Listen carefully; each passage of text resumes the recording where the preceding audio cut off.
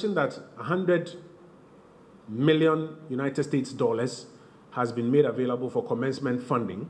And then, because this project will naturally, most likely go across 3 budget cycles, 2021 to 2022, 2022 to 2023, and then, they have this period of defect when you are done with the project, by which time they'll pay you your final, that will lead probably into the 3rd budget cycle.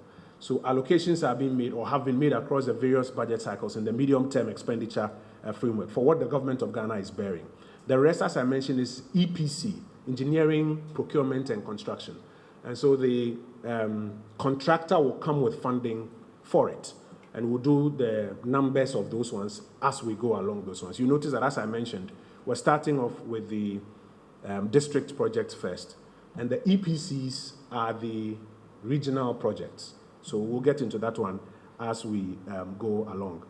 The contract sums are just under $17 million for the projects. Those are the estimates. For those of you who are familiar with engineering and construction, you know that we always like to talk about the contract sums or the cost as at the time of contracting. As you go along, if there is a need for some sort of variation or anything, we'll all be apprised of it. If I may be permitted to tell you a little story, I was a journalist actively practicing when the Jubilee House was being built. And there was this confusion between the figure that was given at contract time and when the question was answered in Parliament. And I recall Mr. Kojo Mpianim, who was the Minister for Presidential Affairs at the time, answering and even making a joke that for anybody who has put a building together before, you know that sometimes there may be variations.